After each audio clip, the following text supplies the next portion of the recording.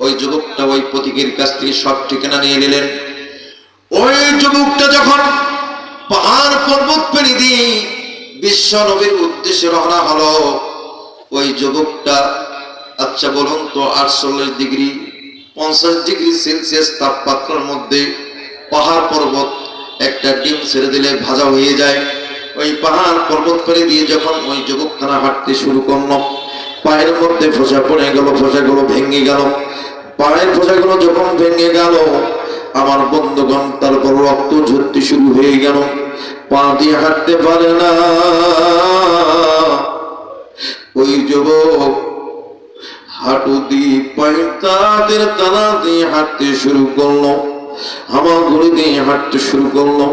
হাঁটু ছেড়ে গেল, পা হাতের তালাগুলো ছেড়ে গেল, হাঁটু ছেড়ে গেল, হাঁটতে পারে না। তবু কিন্তু পথযাত্রা বন্ধ নাই। এই যুবক গড়া দিয়ে বিশ্ব নবীর উদ্দেশ্যে যাত্রা শুরু করলেন। গড়া দিয়ে বিশ্ব নবীর যাত্রা যখন পৌঁছে গেলেন বিশ্ব নবীর এলাকায়, আল্লাহ নবী গভীর রজনীতে দেখতে পান তার একটা ভক্ত, একটা যুবক ইয়ামেন রাজ্য থেকে কয়েকদিন থেকে কষ্ট করে আসে। আমার নবী ছটফট করে, কাউকে কিছু বলে না। যেদিন মদিনার আশপাশ 3-4 কিলোমিটার দূরে এসে গেছে, আল্লাহ নবী সাহাবাদেরকে বললেন, আবু বকর, ওমর, ওসমান, আলী, আমার একজন ভক্ত, এক যুবক মনে মনে আল্লাহর উপর ঈমান করছে, আমার প্রতি ঈমান করছে, আমার উদ্দেশ্যে মদিনায় আসতেছে। যাও খোঁজো, তাকে নিয়ে আসো। সে গড়ে গড়ে আসতেছে, হাঁটতেও পারে না, হামাগুড়িও দিতে পারে না, গোটা শরীর ক্ষত বিগত হয়ে গেছে, এইরকম অবস্থা হয়ে গেছে। আল্লাহ নবী যখন 4 জন সাহাবীকে ডাক দিয়ে যখন বললেন, ডাক দেওয়ার সঙ্গে সঙ্গে আল্লাহ নবী যখন ঘোষণা করলেন, সঙ্গে সঙ্গে আল্লাহ নবীর 4 জন সাহাবী দৌড় দিয়ে দ্রুত গতিতে ছুটলেন। আল্লাহ রাসূলের একটা হাদিস আছে, ইবনে বুখারী শরীফের হাদিস, ইন্নাল্লাহা বাসনি ইলাইকুম ফাকুনু কাজ্জাবাত ওয়া কুরআন বকর সিদ্দিক রাদিয়াল্লাহু তাআলা আনহু ওয়াসানি ফালাকাসান নাফসুহু ফালান্তুম ফাল আনতুম রাকুন সাহাবী রাহাহুল বুখারী। পৃথিবীর জমিনে সমস্ত মানুষ মিথ্যা বলেছে, 2 জন ব্যক্তি মিথ্যা বলে নাই। একজন ব্যক্তি হলেন বিশ্ব নবী, আর একজন ব্যক্তি হলেন আবু বকর রাদিয়াল্লাহু তাআলা আনহু। আমার বন্ধুরা খেয়াল করুন, এই আবু বকর পৃথিবীতে যতগুলো নবীর সাহাবী হয়েছেন, সমস্ত সাহাবীর পেছনে অর্থ, টাকা পয়সা, শ্রম, তিতিক্ষা সবকিছু ব্যয় করেছেন। বাকি 3 সাহাবী, এই 4 জন সাহাবী আমার বন্ধুগণ আল্লাহ নবীর হুকুম পাইয়া খুব দ্রুত গতিতে ছুটলেন।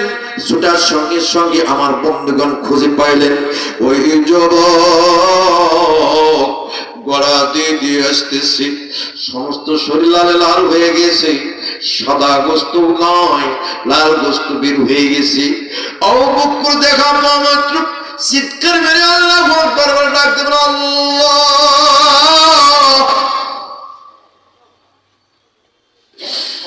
আল্লাহ তুমি কেমনে পারো, কেমনে সম্ভব প্রেমারে, কেমনে সম্ভব, এই যুবক কেমনে ইয়ামেন থেকে এইভাবে আসলো। যুবকটাকে কোলের মধ্যে গালে গালে চুমা দিয়া বলতেছে, রে যুবক, কোথা থেকে তোমার আগমন? ইয়ামেন থেকে আমি আসতেছি। এত কষ্ট করে আসার কি দরকার ছিল যে আমি আগুন, পানি, পাহাড় পর্বত, গাছপালা, চন্দ্র সূর্য সব কিছুর আমি পূজা করেছি, কেউ আমার কোনো কিছু করতে পারে নাই, একমাত্র আল্লাহ এদের সৃষ্টিকর্তা, তাই আমি আল্লাহকে খুঁজে পেয়েছি। আমার বন্ধুরা খুব তাড়াতাড়ি করে বুকের মধ্যে জড়াইয়া ধরে, বাকি 3 সাহাবী জড়াইয়া ধরে না, খুব দ্রুত গতিতে উটের মধ্যে আরোহণ করাইয়া বিশ্বনবীর দরবারে নিয়ে আসলেন। বিশ্বনবী চোখের পানি ছেড়ে দিয়া ডুকরে ডুকরে কান্দেন, এই যুবক রে,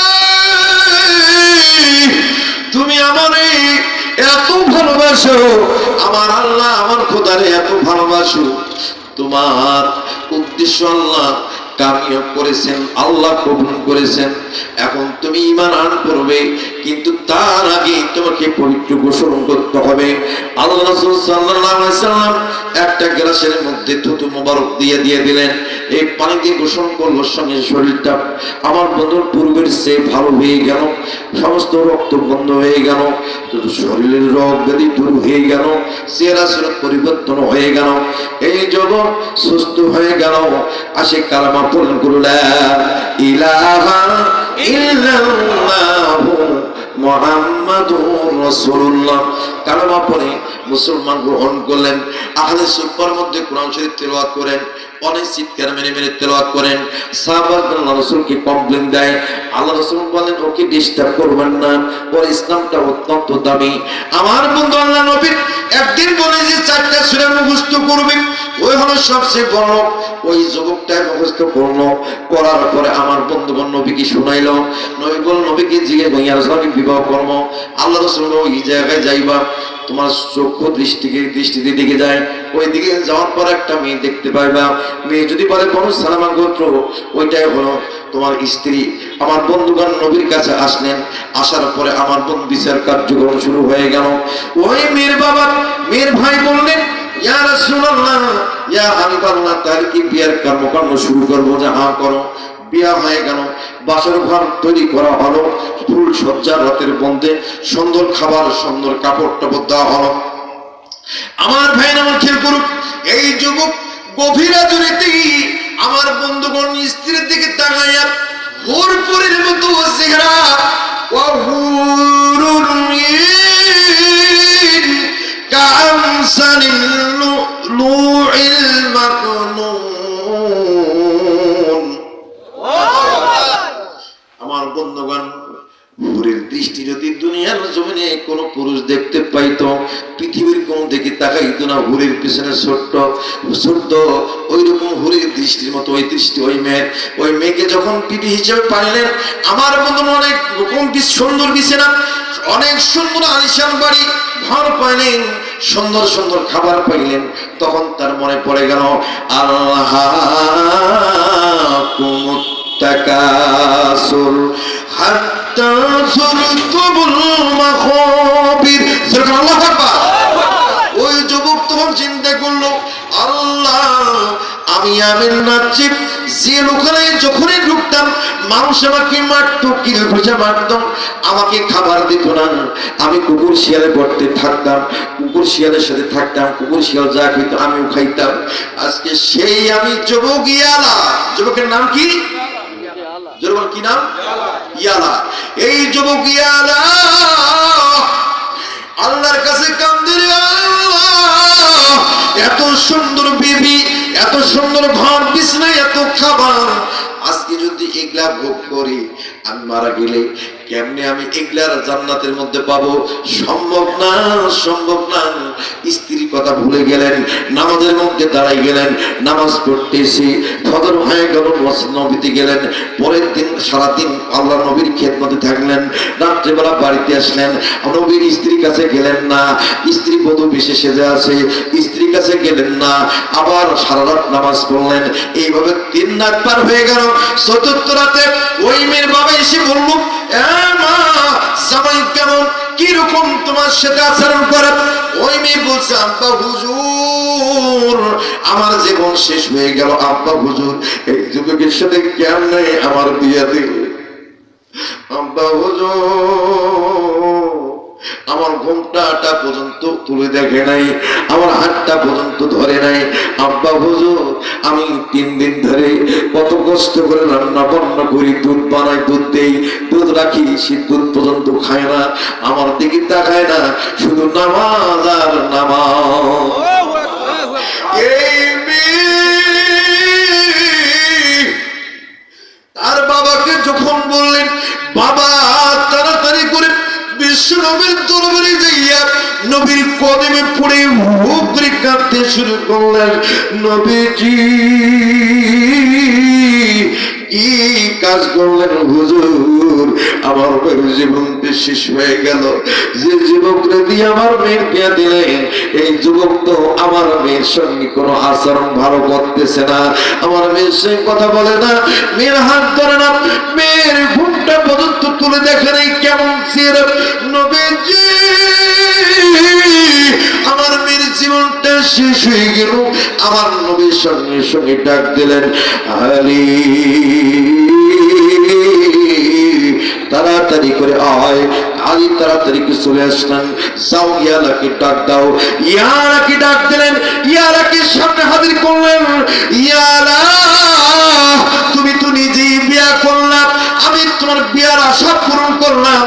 স্ত্রী পাইলা, বড় পাইলা, বাড়ি পাইলা, সম্পদ পাইলা, সবকিছু পাইলা, কেন তুমি স্ত্রী হক আদায় করো না?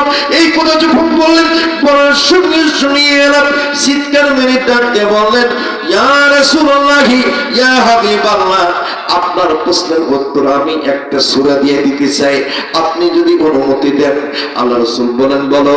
বলেন, আউযু বিল্লাহি মিনাশ শাইতানির রাজিম, বিসমিল্লাহির রাহমানির রহিম। আল্লাহুকুমুত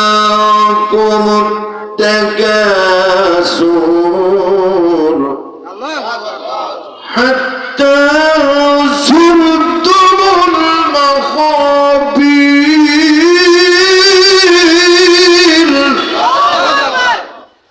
আল্লাহ রাসূল কান্দে, সাহাবী কান্দে, আল্লাহ রাসূল কেমন নবীজি আল্লাহুকুমুত তাকাসুর, যারা অর্থের মোহি, সম্পদের মোহি, ছেলেমেয়ের মোহি, স্ত্রীর মোহি, যারা গাফেল হয়, আল্লাহকে ভুলে যায়, আল্লাহর ইবাদত থেকে বঞ্চিত থাকে, এরা হলো গাফেল। আমি কি গাফেল হব? সারা জীবনের মানুষের মার খাইলাম, লাত্তি খাইলাম, গুতা খাইলাম, কুকুরের চেয়ারের চোখে খাবার খাইলাম গো নবীজি। আজকে আমি পাহাড় পর্বত কতকের পূজা করলাম, আগুনের পূজা করলাম, গাছের চন্দ্র সূর্য গ্রহ নক্ষত্রের পূজা করলাম। আজকে আমি আল্লাহ রাব্বুল আলামিনকে চিনতে পারলাম, আল্লাহর উপর ঈমান করলাম, বিশ্ব নবীর উপর ঈমান করলাম। আজকে কেমনে আমি স্ত্রীর হক আদায় করতে গিয়া এই স্ত্রীর সাথ যদি নেই, তাহলে দুনিয়াকে যদি ভুলে যাই, তাহলে আমাকে জাহান্নাম যেতে হবে। নবীজি এই জন্য আমি স্ত্রী হক আদায় করি নাই। জোরে জোরে বলেন তো আল্লাহু আকবার। এই কথা বলে যুবক চলে গেলেন। আমার কোন যুবক যখন চলে গেলেন, চলে যাওয়ার সঙ্গে সঙ্গে আল্লাহ রাসূল বলেন, সাহাবাদের না, তোমরা যদি জান্নাতি যুবক দেখতে চাও, তাহলে এই যুবকের দিকে তাকাও, এটাই হলো জান্নাতি যুবক। জোরে জোরে কোন সুবহানাল্লাহ। এই জন্য ভাইরা আমার, আলোচনার নাম হলো কবরের ভয় আর হলো মৃত্যুর যন্ত্রণা। আমি আলোচনা কি বুঝাইতে পারছি? ইনশাআল্লাহ। এই যুবকটা কবরের ভয়ে স্ত্রীর কাছে গেছে, আবার পরের দিন যখন আল্লাহ রাসূল কাছে সংবাদ গেল যুবক মারা গেছে, আল্লাহ রাসূল বলল, তোমরা যদি জান্নাতি যুবক দেখতে চাও, এই ইয়ামার দিকে তাকাও, এটাই হলো জান্নাতি যুবক। যেরকম সুবহানাল্লাহ। এই জন্য আমরা আজ থেকে সম্পদ, ধন, টাকা পয়সা, মান, ইজ্জত, সম্মান দেখবো না। আমরা দেখবো একমাত্র আল্লাহর ইজ্জত, আল্লাহর নাম, আল্লাহর হুকুম, আল্লাহর একমাত্র অনুগত্য, দাসত্ব, রসুলের সুন্নাহ, রসুলের আদর্শ, রসুলের উপর ভালোবাসা। তবেই আমরা সকল প্রকার গরিবত কাজ থেকে, গাফিল থেকে বিরত হয়ে, মৃত্যুর ভয়কে স্মরণ করে, কবরকে ভয় করে যদি আল্লাহর পথে চলি, অবশ্যই আমাদেরকে আল্লাহ জান্নাত দিবে। যেরকম আমিন। আমরা আলহামদুলিল্লাহ।